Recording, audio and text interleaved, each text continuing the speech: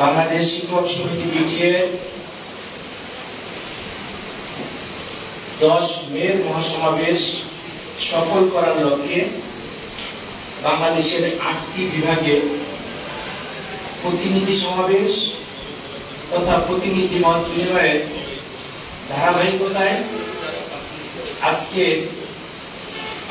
রংপুর বিভাগের মত বিনিময় সভার সম্মানিত সভাপতি এবং কেন্দ্রীয় কমিটি সম্মানিত সহসভাপতি একজন অকুতোভয় যোদ্ধা 23-এর আন্দোলনে ঢাকা জাতীয় প্রেস ক্লাবের সামনে যিনি নিরবিচ্ছিন্নভাবে উপস্থিতি তথা কখনো কখনো কোনো দিন সভাপতির অনুপস্থিতিতে সভাপতিত্ব করেছেন সেই জাতীয় প্রেস ক্লাবের সামনে সেই শ্রদ্ধেয় নেতা জনাব অধ্যাপক আতিউর রহমান প্রামাণিক উপস্থিত আছেন। আমার শিক্ষকতা জীবনের এই সমিতির জীবন সংগঠনের জীবনে 1998 সালে আমি শিক্ষকতা শুরু করি। 98 সাল থেকে সংগঠন করি। ঢাকায় অবস্থানের কারণে আমাদের কেন্দ্রীয় নেতা মরহুম অধ্যাপক কামরুজ্জামান স্যার থেকে শুরু করে চৌধুরী খুরশিদ আলম, নারী নেত্রী হেনা দাস, কমরেড আতিয়ার ভাই, কে এম আবুল হাসান ভাই সহ এই পর্যন্ত যে সকল নেতৃবৃন্দ এই বিটিএর কে নেতৃত্ব দিয়েছেন তারই একজন অন্যতম জীবশালা আজকে আমাদের কেন্দ্রীয় উপদেষ্টা মন্ডলীর অন্যতম সদস্য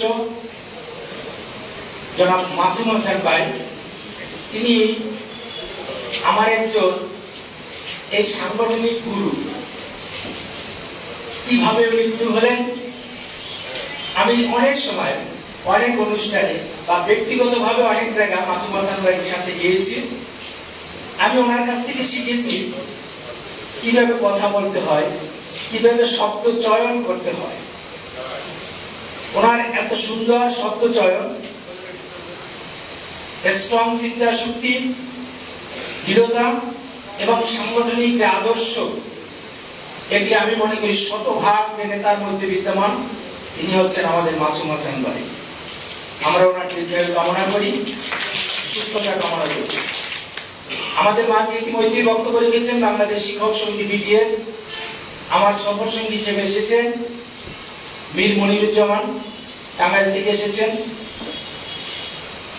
আপনারা সেই 23-এর আন্দোলনে দেখেছেন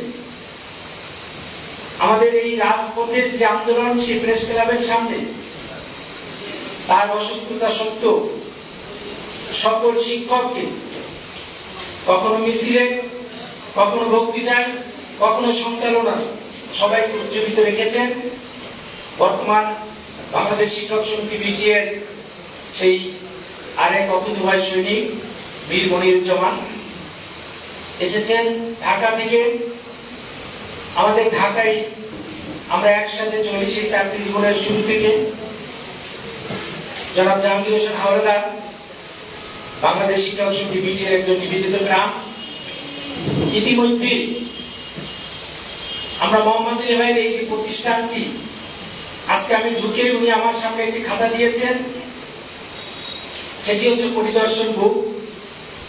আমি আমার পরিদর্শন বুকে লিখেছি যে এই প্রতিষ্ঠানটা পাড়া দেওয়ার পরই অত্যন্ত মনোরম পরিবেশ, সুসজ্জিত সকল ব্যবস্থাপনা, একজন স্মার্ট প্রতিষ্ঠান প্রধান হিসেবে তার প্রতিষ্ঠানটাও যে একটি স্মার্ট প্রতিষ্ঠান এতদিন আমি ছবিতে দেখেছি।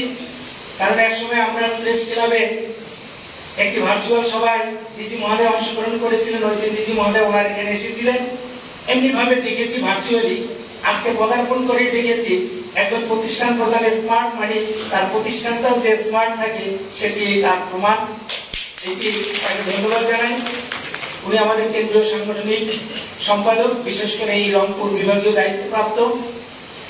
উপস্থিত আছেন এই রংপুরে 8টি বিভাগের সভাপতি, এই 8টি জেলার সভাপতি এবং সম্পাদক কিন্তু যারা এখানে আছেন। আর আমার সামনে উপবিষ্ট যারা উপজেলা বা জেলা নেতৃবৃন্দ অথবা প্রতিনিধিবৃন্দ, আপনারা সকলেই আজকে বিটিএর হৃদয়ের স্পন্দন। আমি যখন এখানে বসেছিলাম অত্যন্ত ভালো লেগেছে একটি কারণে, যে শুরু করেছিলাম সেই দক্ষিণবঙ্গ বরিশাল থেকে, আর শেষ করতেছি আজকে এই মত বিনিময় বা প্রতিনিধি সভা সেই উত্তরের রংপুরে, অর্থাৎ উত্তরের সীমান্ত সেই পঞ্চগড় থেকে রংপুর। তার চেয়েও ভালো কথা হচ্ছে 1921 সালে আমাদের যে গর্বের সংগঠন এই রংপুরের একটি জেলা তৎকালীন মহকুমা গাইবান্ধায় 1921 সালের 6 ফেব্রুয়ারি নিখিল বঙ্গ শিক্ষক সমিতি নামে যার যাত্রা শুরু হয়েছিল, হাঁটি হাঁটি পা করে আজকে সেই 104 বছর অতিক্রম করে 5ম বছরে পদার্পণ করেছেন সেই শতবর্ষী শিক্ষক সংগঠন। এই রংপুর বিভাগ হচ্ছে তার আতুর ঘর। আজকে সেই আতুর ঘরে দাঁড়িয়ে কথা বলতে পেরেছি, এটি আমার কাছে একটি সৌভাগ্য মনে হয়েছে। আপনাদের সবাইকে বিটিএর সেই ঠিকানা, আদি ঠিকানায় আপনাদের অবস্থান, এর জন্য বিটিএর কেন্দ্রীয় কমিটির পক্ষ থেকে আপনাদেরকে আন্তরিক শুভেচ্ছা জানাচ্ছি। বন্ধুগণ, আমরা আজকের এই অনুষ্ঠান কি জন্য করছি, কেন এই অনুষ্ঠানে এসেছি, আপনারা সবাই ইতিমধ্যে আমাদের বক্তাদের অত্যন্ত চমৎকার বক্তব্যের মাধ্যমে আমরা কিন্তু বুঝে ফেলেছি আমরা কেন এসেছি। শিক্ষা ব্যবস্থায় একটি পাহাড় সম বৈষম্য রয়েছে, যেটি 2023 সালের আন্দোলনের মধ্য দিয়ে আমরা শিক্ষক সমাজ বুঝে দিয়েছিলাম। শিক্ষার্থীদের চোখে আঙুল দিয়ে, অভিভাবকদের, সরকারি আমলা, মন্ত্রী থেকে দেশবাসীকে বুঝিয়েছিলাম যে আমাদের শিক্ষকদের এই আন্দোলন কেন, সরকারি এবং বেসরকারি শিক্ষা ব্যবস্থায় একটি পাহাড় সম বৈষম্য রয়েছে। কি বৈষম্য? শুধু আর্থিক না, আর্থিকের সাথে নানান রকম সম্মানজনক বৈষম্য রয়েছে। আপনারা জানেন একটি সময় আমরা সরকারি শিক্ষা প্রতিষ্ঠানের প্রতিষ্ঠান প্রধান এবং বেসরকারি শিক্ষা প্রতিষ্ঠান প্রধান একই স্কেলে বেতন পেতাম। একদিন দেখা গেল ওটা 6ষ্ঠ গ্রেডে চলে গেলেন, বেসরকারিরা 7ম গ্রেডে থেকে গেলেন। একটি বৈষম্য। সরকারি প্রধানদের কোনো স্কেল ছিল না। আমাদের দীর্ঘদিনের আন্দোলনের ফলে সরকারি প্রধানদের একটি স্কেল হলো, কিন্তু আমাদের ষড়যন্ত্রে আবার সেই স্কেলটিকে ভুলুণ্ঠিত করা হলো। কিভাবে? আমি আপনার চাকরি করি, একটি নির্দিষ্ট সময় পর পর আমার টাইম স্কেল হবে, আমার উচ্চতার স্কেল হবে, এটি আমার অধিকার। সেই অধিকার থেকে যখনই সরকারি প্রধান এবং প্রধানদেরকে বাদ দেওয়া হলো, এখন সহকারী শিক্ষকরা ওই সহকারী প্রধান শিক্ষকের স্কেলে চলে গেলেন। তাহলে সহকারী প্রধান শিক্ষক আর সহকারী শিক্ষকরা যখন একই স্কেলে আছে, এখানে সম্মানের বৈষম্য হয়েছে। আর্থিক প্রাপ্তির ক্ষেত্রে সম্মানটি এখানে বড় ছিল। আমরা সেটির ব্যাপারে বলেছি উচ্চতার স্কেল উন্মুক্ত থাকবে, নির্দিষ্ট সময় পরে তার উচ্চতার স্কেল, তার ইনক্রিমেন্ট, এগুলো হচ্ছে তার অধিকার, মৌলিক অধিকার। সুতরাং আজকে এই সভা থেকে আপনাদেরকে বলতে চাই, আমাদের দাবি কিন্তু একটা। কি দাবি? জাতীয়করণ। জাতীয়করণ দাবি হচ্ছে সকল বৈষম্যের অবসান। তার আগে যে বৈষম্যগুলো আছে, অনেক সময় আমরা বিভিন্ন জায়গায় কথা বলতে গেলে বা যখন দেখে 11 দফা দাবি বা 10 দফা বা 12 দফা, অনেকে প্রশ্ন করে স্যার এতগুলো দাবি কেন? আসলে সকল দাবির সমাধান জাতীয়করণ, এটা ঠিক আছে, তেমনি কিছু দাবি থাকে যেটা এখন এই মুহূর্তে সমাধান করা সম্ভব বা সমাধান করতে হবে। কারণ আপনি যদি একটি বিল্ডিং শুরু করেন, রাতারাতি কিন্তু কালকে বিল্ডিংটা হয়ে যাবে না। তাহলে ওই বিল্ডিংটা করার শুরুর আগে আমাকে যে কাজগুলো করতে হবে সেটি হচ্ছে শিক্ষার্থীরা কোথায় ক্লাস করবে তাদের টেম্পোরারি ব্যবস্থা করতে হবে। পরিকল্পনা থাকে স্বল্পমেয়াদী আর পরিকল্পনা থাকে দীর্ঘমেয়াদী। সুতরাং আমাদের স্বল্পমেয়াদী দাবিও থাকবে, দীর্ঘমেয়াদী দাবিও থাকবে। সেটা কি? আমরা 2004 সালে তৎকালীন বিএনপি সরকারের সময় বেগম খালেদা জিয়া প্রধানমন্ত্রী ছিলেন, ওসমান ফারুক সাহেব তখন শিক্ষামন্ত্রী ছিলেন। আমাদের তার আগে কোনো উৎসব পাতা ছিল না। আমরা 25% উৎসব পাতা পেয়েছিলাম। সেই 25% উৎসব পাতা পেতে সেখানেও দিনের পর দিন বছরের পর বছর সংগ্রাম করতে হয়েছে। আমাদের কোনো ইনক্রিমেন্ট ছিল না, সেই ইনক্রিমেন্টটা পাইলাম আমরা এসে কোথায়? গত 16 সালে, গত সরকারের আমলে। তাহলে সেই ইনক্রিমেন্টটাও ছিল কিন্তু আমাদের একটি যুগান্তকারী প্রাপ্তি, কিন্তু আন্দোলন ছাড়া এই প্রাপ্তি কখনো বেসরকারি শিক্ষক সমাজ পায় নাই। আমি এক জায়গা দিয়ে বক্তব্য রাখতে যেয়ে বলছিলাম যে আন্দোলন ছাড়া আমরা কিছুই পাইনি। তখন একজন নেতা বলেছিলেন, উনি রাজনৈতিক নেতা, ওখানে গেস্ট ছিলেন, উনি বলছিলেন বাঙালি জাতির দুর্ভাগ্য যে আমাদের ন্যায্য অধিকার পাইতেও আমাদের আন্দোলন করতে হয়েছে। বাংলার ভাষা আন্দোলন, সেটি আমার মাতৃভাষার জন্য আমাকে আন্দোলন করতে হয়েছে এবং আত্মাহুতি দিতে হয়েছে। আমার স্বাধীনতা সংগ্রাম, আমার মুক্তির জন্য আন্দোলন করতে হয়েছে। এমনি ভাবে সকল গণতান্ত্রিক সংগ্রামেই কিন্তু রক্ত দিতে হয়েছে। আর শিক্ষকদের তো বিভিন্ন সময়ে শিক্ষকদের কিন্তু আত্মাহুতি দিয়ে উঠতে হয়েছে।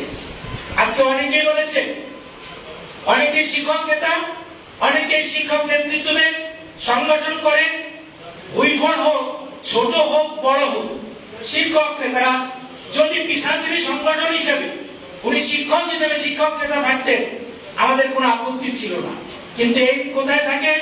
আপনারা বিগত দিনে দেখেছেন, শিক্ষকদেরকে পুঁজি করে কেউ এমপি হবে, কেউ মন্ত্রী হবে, কেউ এই কল্যাণ অবসরের সদস্য সচিব হয়ে হাজার হাজার কোটি টাকা লুটপাট করবেন। এটি কেবলমাত্র শিক্ষকদেরকে ব্যবহার করে করা হয়। আমরা ওই সকল শিক্ষক নেতাদের ধিক্কার জানাই যেখানে শিক্ষকদের ঘামে, শ্রমে, তাদের বেতন থেকে কর্তনকৃত টাকা, আমরা সেদিন শুনলাম মাননীয় শিক্ষা উপদেষ্টার কাছে 7 থেকে 8 হাজার কোটি টাকা আমাদের এই অবসর এবং কল্যাণ থেকে লোপাট হয়েছে। আমরা এই সভা থেকে সরকারের কাছে দাবি জানাচ্ছি, যেহেতু মাননীয় শিক্ষা উপদেষ্টা বলেছেন, তিনি অবশ্যই নির্দিষ্টভাবে নিশ্চিত হয়ে কথাটি বলেছেন, আমরা সে কথা বিশ্বাস রেখেই বলি। আজকে শিক্ষকরা এক সময় 1 বছরের মধ্যে চলে এসেছিলেন, যে শিক্ষক আজকে অবসর গ্রহণ করতেন, আগামী 1 বছরের মধ্যেই তিনি অবসরের সুবিধা এবং কল্যাণের সুবিধা পেতেন। কারণ বাজেটে প্রায় তখন 3 বছর যাবত কখনো 500 কখনো 700 কোটি টাকা বরাদ্দ দেওয়া হতো, যার নাম ছিল থোক বরাদ্দ। আমরা দাবি করেছিলাম, তখন আমি ওই কল্যাণ এবং অবসরের 6 বছরের সদস্য ছিলাম, এবং সরকারের ওই থোক বরাদ্দের ফলে আমরা 1 বছরের মধ্যে সেই সময়টাকে নিয়ে এসেছিলাম। আমাদের আশা ছিল এমনি ভাবে যদি থোক বরাদ্দ দেওয়া হয়, নিশ্চয়ই একজন শিক্ষক অবসরে যাওয়ার 3 মাসের মধ্যেই তার সকল পাওনাদি পরিশোধ করা সম্ভব হবে। কিন্তু আমরা ধিক্কার জানাই সেই কুখ্যাত নেতা সাধারণ সাজুকে, ধিক্কার জানাই যার নিজের আখের গুজারের জন্য শিক্ষকদের থেকে অতিরিক্ত তার 4% কর্তন করার সেই ষড়যন্ত্রে লিপ্ত ছিলেন এবং সেটি বাস্তবায়ন করেছিলেন। একমাত্র তার ছিল তিনি একজন এমপি হবেন। এই কারণে আজকে সাজু সাহেব, আপনি শিক্ষকদের ক্ষতি করেছেন, কিন্তু দিন শেষে কোথায় আপনি এখন? শিক্ষক সমাজ আপনার অবস্থান জানতে চায়। আজকে 8,000 কোটি টাকা যদি লোপাট হয়ে থাকে, আপনি এবং সাজু সাহেব দুইজনই দায়িত্বে ছিলেন, আপনাদেরকে জবাব দিতে হবে। এবং সরকারের কাছে দাবি জানাই, একটি সুষ্ঠু তদন্ত কমিটির মাধ্যমে তদন্ত করা হোক এবং শিক্ষকদের এই কর্তনকৃত টাকা এবং সরকারের দেওয়া ভর্তুকি টাকা যদি লোপাট হয়ে থাকে, সেটি তোলার ব্যবস্থা করতে হবে। এটি আমাদের একটি অন্যতম দাবি। এবং আজকে যে শিক্ষকরা, আমি যখন দেখছি আমাদের একটি হিসাব আছে, 30 থেকে 35% শিক্ষক অবসরে যাওয়ার পরে মৃত্যুবরণ করে, তার আগে সে তার এই অবসর এবং কল্যাণের সুবিধা পায় না। অনেক শিক্ষক দুরারোগ্য ব্যাধিতে আক্রান্ত হয়, চিকিৎসার জন্য সে টাকা পায় না। কেন পায় না? তার জন্য এরা দায়ী। কেন? সরকারকে সেদিন বুঝিয়েছিল যদি শিক্ষকদের 4% কর্তন করা হয়, তাহলে আর সরকারকে কোনো ভর্তুকি দেওয়া হবে না। এটি ছিল একটি অপরিপক্ক এবং ষড়যন্ত্র। কারণ আজকে 4% কর্তন করার ফলে আমি একজন সচিবকে বলতে শুনেছি যে যদি 4% কর্তন করা হলো, তাহলে কি হিসাব করা হলো, এখন আবার কেন ভর্তুকি দেওয়া হবে? সেদিন তো এই 4% কর্তন করা হয়েছিল, বুঝানো হয়েছিল আমাদের যে এই 4% কর্তন করলে আর সরকারকে ভর্তুকি দিতে হবে না, যার জন্য সেদিন সরকার কিন্তু এই 4% কর্তন করেছিল। আমরা তার বিরোধিতা করেছিলাম। জাতীয় আমাদের কেন্দ্রীয় শহীদ মিনারে প্রায় 20,000 শিক্ষকের উপস্থিতিতে কল্যাণ এবং অবসর সুবিধা বোর্ড ঘেরাও করতে গিয়েছিলাম, সেদিন আমরা দাবি করেছিলাম 4% কর্তন করেন, আমাদের কোনো আপত্তি নাই।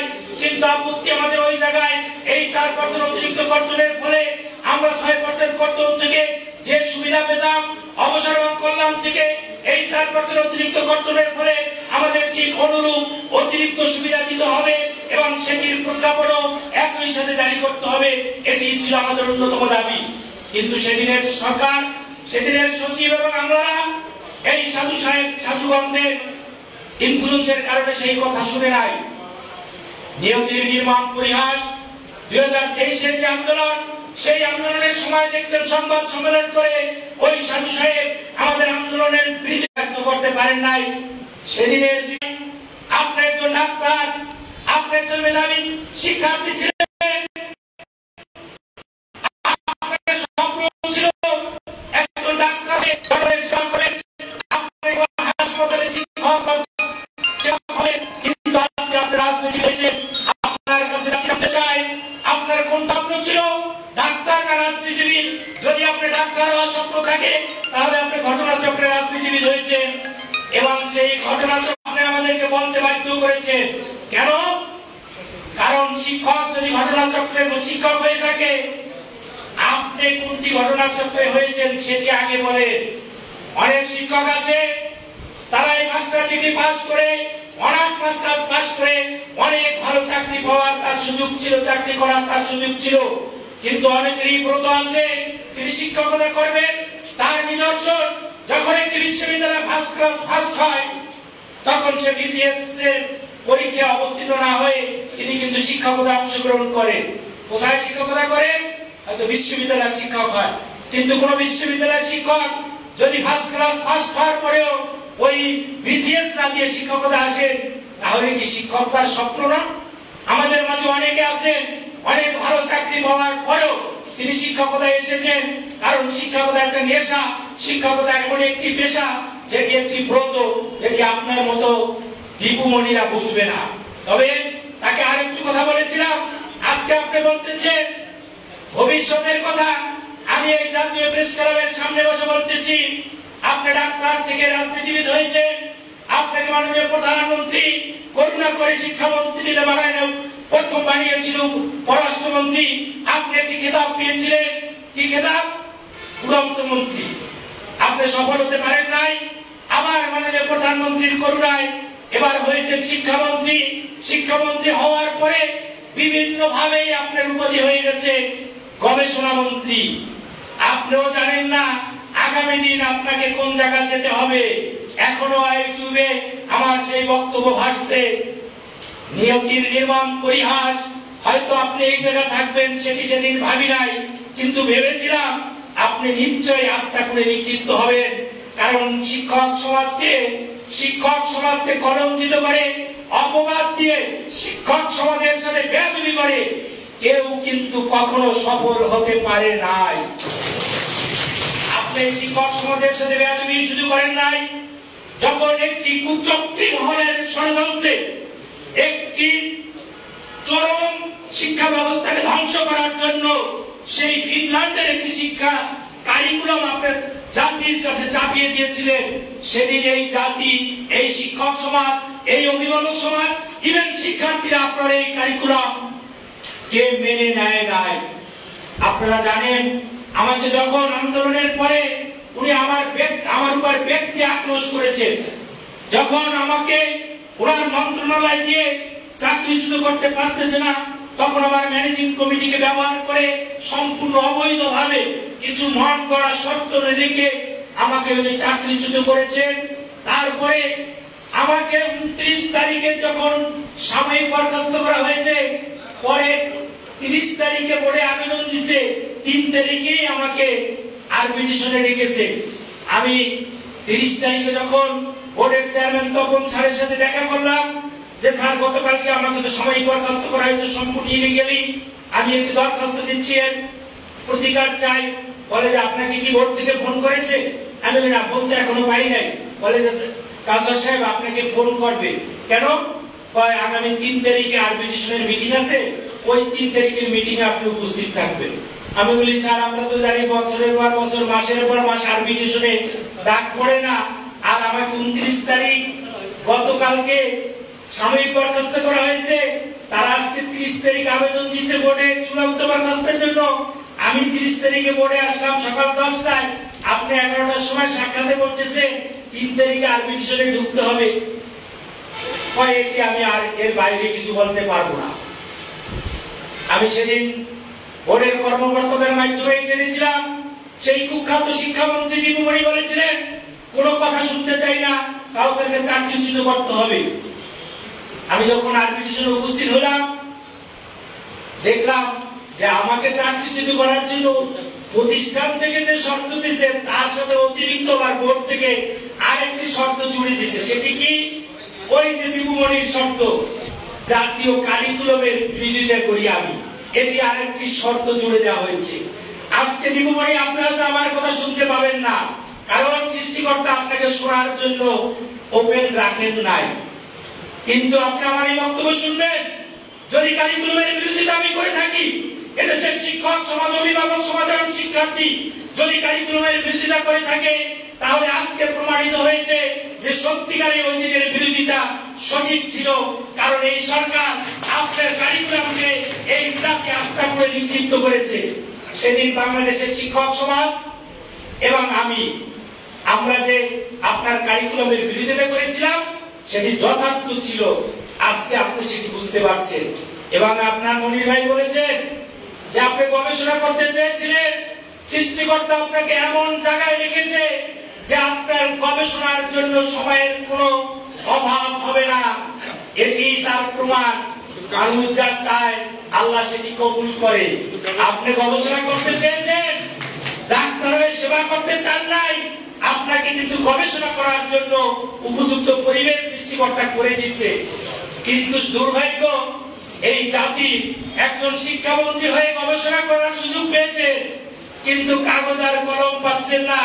সেদিন দেখলাম আদালতে হাজিরা দিতে এসে টিস্যু পেপারে চিঠি লিখতেছেন। কার কাছে চিঠি লিখতেছেন জানি না।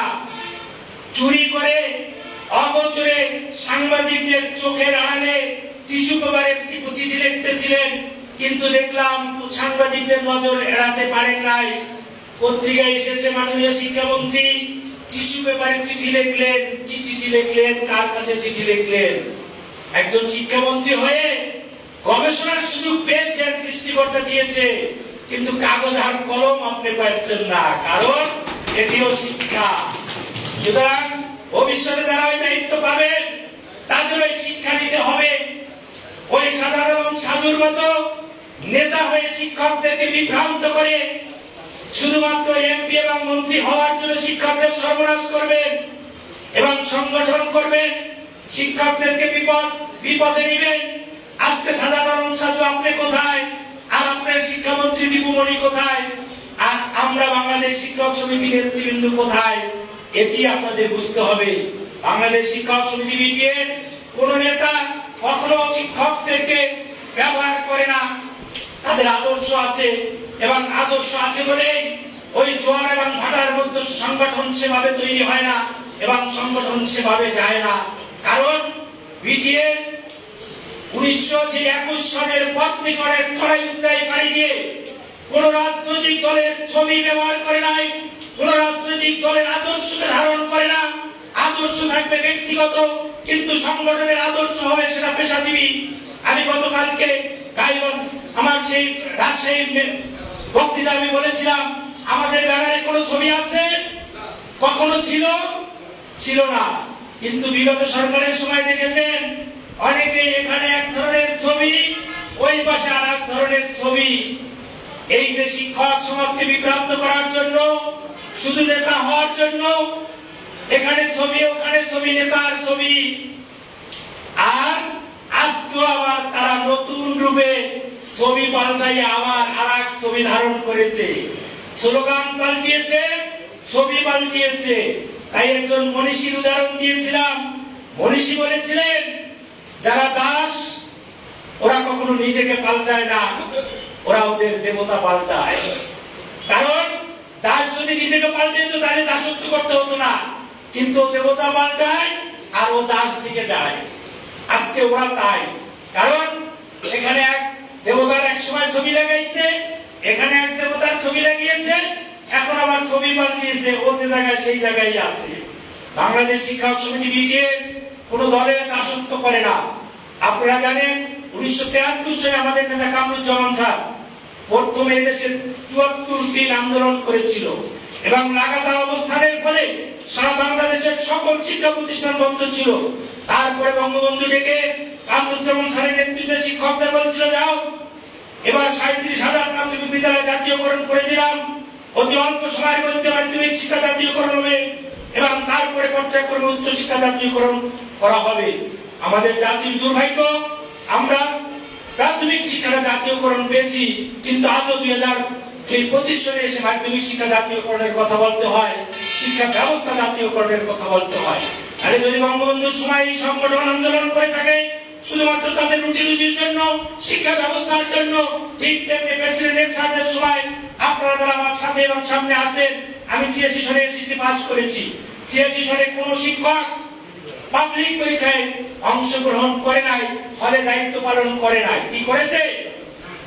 করে নাই। কারণ সেদিন এসএসসি পরীক্ষা বর্জন করেছিল শিক্ষকরা তাদের দাবি দেওয়ার জন্য, এবং সেটি ছিল কামরুজ্জামান চৌধুরী, খুরশিদ আলম, হেনা দাসের নেতৃত্বে, এবং তাদেরকে চিটাগাংয়ে অ্যারেস্ট করা হয়েছিল। প্রায় 1 মাস কারাগার থেকে তারপরে জামিনে তারা বেরিয়ে এসেছিলেন। আমাদের হেনা দাস একটি বইতে লিখেছিলেন, তার আত্মজীবনীতে লিখেছেন, আমি যখন কারাগারের ভিতরে, তখন কারাগারের পাশ দিয়ে মিছিল যাচ্ছে, জেলের তারা ভাঙবো, হেনা দাসকে আনবো, জেলের তারা ভাঙবো, কামরুজ্জামানকে আনবো। সেদিনই বুঝেছি আজকের এই আন্দোলন অত্যন্ত সফল হয়েছে, কারণ আমার শিক্ষক সমাজ আমরা কারার অভ্যন্তরীণ থাকলেও ঘুমিয়ে যায়নি। তাহলে আমরা এরশাদ সরকারের বিরুদ্ধে দাবি নিয়ে আন্দোলন করেছি, এসএসসি পরীক্ষা বর্জন করেছি। খালেদা জিয়া সরকারের সময়ও এই শিক্ষক সমাজ বিটিএ আন্দোলন করেছে 94-তে, এবং পরবর্তীতে 98 সালে আন্দোলন করেছে শেখ হাসিনা সরকারের বিরুদ্ধে। 15তে আন্দোলন করেছি এই পিএসকে অন্তর্ভুক্ত হওয়ার জন্য। বিভিন্ন সময় আন্দোলন করতে করতে এক পর্যায়ে 2023 সালে ঢাকার রাজপথে 22 দিন যে আন্দোলন করেছি, তৎকালীন সরকারের বিরুদ্ধে আন্দোলন করা একটি কঠিন ব্যাপার ছিল। আপনারা নিশ্চয়ই দেশবাসী স্বীকার করবে, যখন বিএনপির মতো এত বিরাট সংগঠন রাজপথে আন্দোলন করার সুযোগ পাচ্ছিল না, নির্যাতনের শিকার, তখন বাংলাদেশ শিক্ষক সমিতি বিটিএ কোন রক্তচক্ষুর ভয় করে নাই, কোন প্রশাসনের ভয় করে নাই। সকল শিক্ষক ওই 23 সালের যে আন্দোলনে আপনারা 22 দিন অবস্থান করার পরে তৎকালীন পরবর্তীতে যিনি শিক্ষা প্রতিবন্ধী হয়েছিলেন, ওনার সাথে যখন আমরা ওনার অফিসে দেখা করতে গিয়েছিলাম, তখন আমাকে বলেছিলেন, কাউসার ভাই আপনি এত শক্ত বক্তব্য দেন, আপনার বক্তব্য এত কঠিন হয়, একটু নরমাল করা যায় না? আমি ওনাকে বলেছিলাম, আপা আপনি আমার বক্তব্য শুনে? উনি বলল যে কি বলেন, আমি শুধু প্রধানমন্ত্রী আপনার বক্তব্য শুনে। আমি তখন বুঝছিলাম যে প্রধানমন্ত্রী যদি বক্তব্য শুনেন, তাহলে আবার আমাদের সাথে এই আলোচনা করতে সমস্যা কোথায়? বলে জানেন, আপনাদের আন্দোলনের ফলে শুধু দেশীয় চাপ না, আমরা আন্তর্জাতিক ভাবেও চাপে আছি, যার জন্য আমাদের অনেক নেতারা বলেন এই আন্দোলন নাকি শিক্ষকদের সবচেয়ে একটি সফল আন্দোলন, এবং এমন একটি আন্দোলন নাকি কখনো এই বাংলাদেশে শিক্ষকদের দ্বারা এরকম আন্দোলন হয় নাই। অনেকেই বলে প্রাপ্তি হয়তো কম আছে, সফলতা আছে, কিন্তু আমি একটি কথা বলি, নেলসন ম্যান্ডেলা একটি উক্তি করেছিলেন, কখনো কোনো আন্দোলন এবং কর্মসূচি ব্যর্থ হয় না, বিফল হয় না, কারণ হয় শিখে, না হয় সেখানে জিতে। তাহলে আমরা হয় জিতেছি, না হলে আমরা শিখেছি। এই আন্দোলন থেকেই তো সেদিনের বিশ্ববিদ্যালয় শিক্ষকরা আন্দোলন করেছে। আমাদের আন্দোলনকে যখন সরকার কর্ণপাত করে নাই, তারপরে বেশ শিক্ষকদের যে বিশ্ববিদ্যালয় শিক্ষকদের আন্দোলনকেও কিন্তু সরকার তোয়াক্কা করে নাই। এইভাবে যখন তাদের অভ্যাস খারাপ হয়ে গেল, ছাত্রদের কোঠা বিরোধী আন্দোলন থেকে সরকার পতনের আন্দোলনে গেল। তাহলে বুঝতে হবে 23-এর আন্দোলন আমাদের সাথে যখন বেইমানি করা হয়েছে, সৃষ্টিকর্তাও সেদিন খেয়াল করেছে ঠিক হয়নি। কারণ 5.5 লক্ষ শিক্ষক কর্মচারীর হৃদয়ের যে রক্তক্ষরণ, হৃদয়ের যে আকাঙ্ক্ষা এবং আকুতি, সেদিন আপনারা ওই মশানদে বসে টের পান নাই। কিন্তু টের কখন পেলেন মাননীয় প্রধানমন্ত্রী? যখন ওই বিশ্ববিদ্যালয়ের ছাত্ররা ন্যায্য একটি দাবি নিয়ে যে আমার মেধায় চাকরি চাই, আমি কোনো কোঠায় চাকরি চাই না, সেই দাবি নিয়ে রাস্তায় আসলো, তারপরে নির্যাতন করলেন। সেই নির্যাতনেই সরকার পতনের নির্যাতন আন্দোলন হয়ে গেল এবং যা কল্পনা করা হয়নি সেটি আজকে বাস্তবায়ন হয়েছে। এটিও কিন্তু ভবিষ্যতে যারা ক্ষমতায় আসবে তাদের জন্য একটি শিক্ষা। আমি মনে করি আমরা সেই আন্দোলনের ফলে কোনো ব্যর্থ নয়। আমরা পেয়েছি কি পেয়েছি? এই দেশের সকল মানুষ জানে যে দেশের শিক্ষা ব্যবস্থার মধ্যে সরকারি এবং বেসরকারি একটি পাহাড়সম বৈষম্য রয়েছে। কি বৈষম্য? 25% উচ্চ ভাতা পেয়েছি সেই 24 বছর আগে, 23 বছর আগে সেই উচ্চ ভাতা পেয়েছি। আজকে যদি 24 বছর লাগে 25 বছর উচ্চ ভাতা পরিবর্তনের জন্য, এখন আবার শুনতেছি কি আর 25% দেওয়া হবে। তাহলে কি আবার 25%? সেই আবার 25 বছর পরে? আমরা এই সকল ধোঁকাবাজি মানি না। একটি কথা হবে, সকল সুযোগ সুবিধা হতে হবে সরকারি শিক্ষক কর্মচারীর ন্যায়, এবং একটি দাবি হবে জাতীয়করণ। এবং তার জন্য আগামী 10 তারিখ কোনো সংখ্যা নয়, কোনো অনুপাত নয়, আপনাদের সবাইকে ওই ঢাকার প্রেস ক্লাবে রাজপথে অবস্থান করে মহাসমাবেশকে মহাসমুদ্রে পরিণত করে বর্তমান সরকারকে বোঝাতে হবে, তার কাছে একটি মেসেজ পাঠাতে হবে।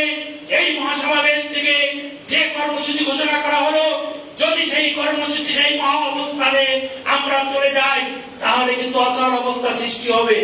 এই মহাসমাবেশ থেকে আমরা যে কর্মসূচি ঘোষণা করব, নিশ্চয়ই সেই কর্মসূচির আগে বর্তমান সরকার আমাদের সাথে আলোচনার মধ্য দিয়ে আমাদের সেই কাঙ্ক্ষিত লক্ষ্য জাতীয়করণের ঘোষণা দিবেন।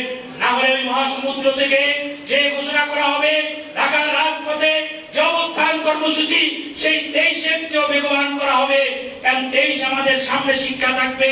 সকল শিক্ষা প্রতিষ্ঠান তালা লাগিয়ে ঢাকার সেই রাজপথে অবস্থান করা হবে যতক্ষণ পর্যন্ত সুনির্দিষ্টভাবে প্রজ্ঞাপন জারি করা না হবে, ততক্ষণ পর্যন্ত রাজপথ ছেড়ে শ্রেণীকক্ষে ফিরে আসবো না। বন্ধুগণ, এটি হবে আমাদের কাজ। কিন্তু দুর্ভাগ্য আমাদের অনেক সহকারী শিক্ষকরা এই ফেসবুকে লাইভ হচ্ছে, অনেক সহকারী শিক্ষকরা মন্তব্য করে, স্যার জাতীয়করণের প্রধান অন্তরায় প্রতিষ্ঠান প্রধান। কথাটি সত্য না হলেও অনেকাংশে সত্য। কেন? আমরা অনেক প্রতিষ্ঠান প্রধান আছি, একটু ভালো আছি। কিভাবে ভালো আছি? বিভিন্ন কৌশলে। আমি ওই সকল প্রতিষ্ঠান প্রধানদের কাছে দাবি জানাই, কৌশলে ভালো থাকা ভালো নয়। আজকে 2024-এর পট পরিবর্তনের পরে আমরা প্রতিষ্ঠান প্রধানরা সবচেয়ে বেশি মাপজাস্তির শিকার হচ্ছি। আজকে যদি জাতীয়করণ হতো তাহলে অতিরিক্ত হলে আপনাকে এই প্রতিষ্ঠান থেকে আর এক প্রতিষ্ঠানে হয়তো ট্রান্সফার করে দিবে, এর বেশি কিছু হতো না। অতএব এই ভালো থাকা ভালো নয়। তাই সকল প্রতিষ্ঠান প্রধানকে বলবো, আপনি একজন সহকারী শিক্ষককে আটকিয়ে না রেখে আপনি একজন সৈনিক হবেন। সকল প্রতিষ্ঠানের টিচার এবং কর্মচারীকে নিয়ে আপনি ওই 10 তারিখে ওই জাতীয় প্রেস ক্লাবে উপস্থিত হবেন। ওই সহকারী শিক্ষক এবং কর্মচারীরা যেন বলতে পারে, আমার প্রতিষ্ঠানের প্রধান তিনি জাতীয়করণের জন্য আমাদের সবাইকে নিয়ে ওই রাজপথে অবস্থান করছে।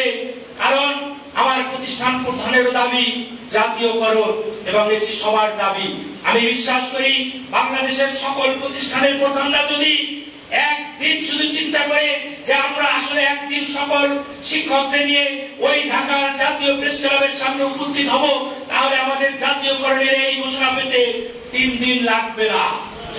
সুতরাং সেটা যদি হয় তাহলে এই সভা থেকে আমি সকল প্রতিষ্ঠান প্রধানদের কাছে আহ্বান জানাই, দয়া করে আপনারা এই আন্দোলনের সাথে সকল শিক্ষক এবং কর্মচারীকে নিয়ে ওই ঢাকার রাজপথে অবস্থান করে বর্তমান শিক্ষা বান্ধব সরকার।